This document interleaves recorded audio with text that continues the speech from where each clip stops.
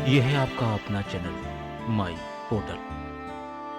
साथियों, आज हम बात करेंगे यूडाइस प्लस के HTMS मॉड्यूल में, और इस मॉड्यूल में जाकर हम देखेंगे उस रिपोर्टिंग ऑप्शन को जिससे दर्ज की गई बच्चों की जानकारी कैसे निकाल सकते हैं एक्सेल में और PDF में।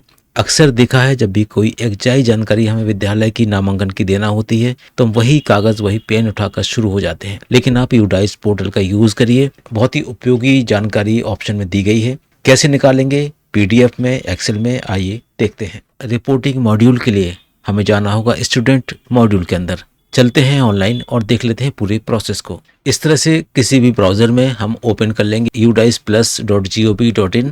Login for all module button को क्लिक करेंगे, स्टेट सेलेक्ट करेंगे, गो बटन दबाकर आगे चलेंगे। इसके बाद आपको पहुंचना है स्टूडेंट मॉड्यूल में। यहाँ पर आपको लॉगिन करना है अपने स्कूल के यूजर ID और पासवर्ड से। लॉगिन हो जाने के बाद आपको पहुंचना है करेंट एकेडमिक ईयर पर।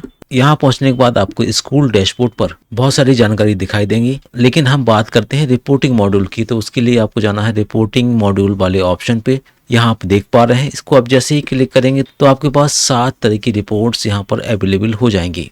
शुरू की जो 3 रिपोर्ट दी गई हैं एक्सेल में, वो रिपोर्ट है हम किसी बच्चे को अगर अपने यहाँ से लेफ्ट करते हैं तो वो ड्रॉप बॉक्स में चला जाता है। तो कितने बच्चों को हमने लेफ्ट किया उनकी लिस्ट आपको यहाँ पर देखने को मिल जाएगी।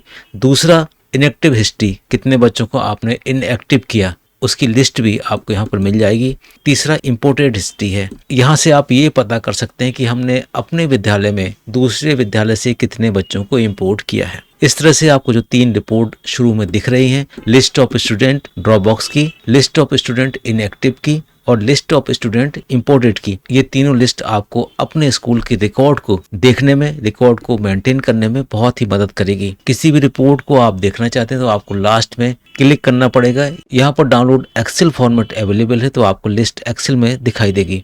एक बार देख लेते हैं एक रिपोर्ट को डाउनलोड करके।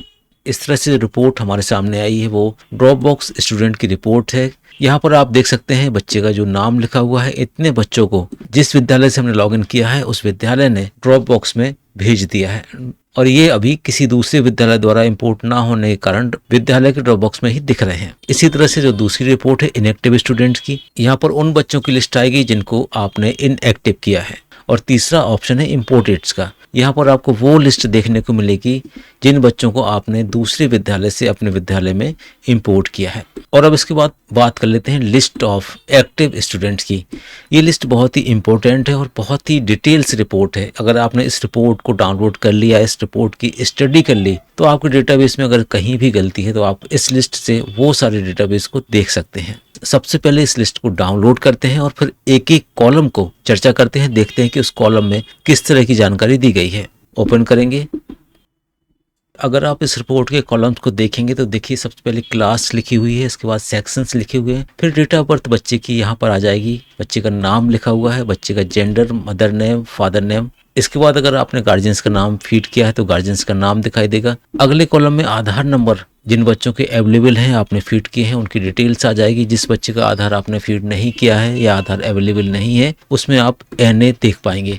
ऐसे बच्चों का आपको आधार कलेक्ट करना है और उसको अपडेट भी करना है। इसके बाद आधार के हिसाब से जो नाम आपने डाला है वो भी आप यहाँ देख पाएंगे। एड्रेस लिखा हुआ है, पिन कोड भी दिया हुआ है इस रिपोर्ट में।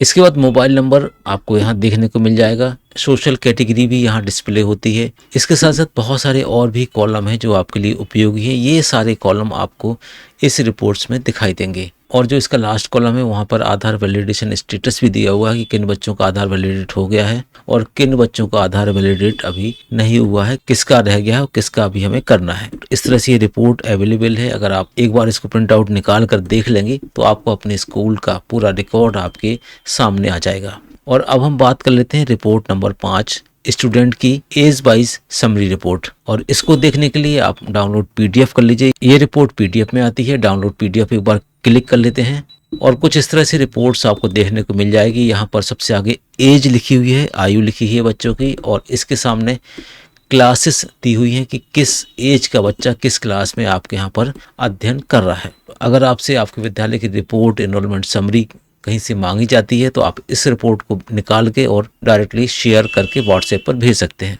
इसी के साथ साथ सोशल कैटेगरी वाइज भी रिपोर्ट आती है, इसको भी आप डाउनलोड PDF में कर सकते हैं। यहाँ पर कितने बच्चे जनरल, कितने बच्चे एससी, कितने बच्चे एसटी, कितने बच्चे ओबीसी के हैं, और इसके सामने यहाँ पर क्लासेस लिखी हुई हैं। आप इन क्लासेस के हिसाब से बता सकते हैं कि आपके विद्यालय में कितने बच्चे किस किस कैटेगरी के पढ़ते हैं। इसके साथ हम तीसरी रिपोर्ट की भी बात कर लेते हैं। माइनॉरिटीज वाइज, अल्पसंख्यक के हिसाब से भी आप बच्चों को काउंट कर सकते हैं। डाउनलोड पीडीएफ करते हैं और यहाँ डाउनलोड करने के बाद आप देखेंगे आपके सामने जो रिपोर्ट आती है उसमें कितने बच्चे मुस्लिम्स के हैं, क्रिश्चियंस के हैं, इस तरह से जितने भी कैटेगरी यहाँ पर दी गई है उन कैटेगरी के हिसाब से कितने बच्चे किस किस क्लासेस में हैं उनकी संख्या आपको यहाँ पर देखने को मिल जाएगी। इस तरह से जो 3 तरह की reports age wise, social categories wise और माइनॉरिटीज वाइज आपको उपलब्ध कराई गई हैं, ये तीनों रिपोर्ट पीडीएफ्स में है। जब भी आपसे कोई जानकारी नामांकन की मांगी जाती है, आप हाथ से लिखने की बजाय, कहीं से टाइप कराने की बजाय डायरेक्टली यूडाइस का यूज़ करिए,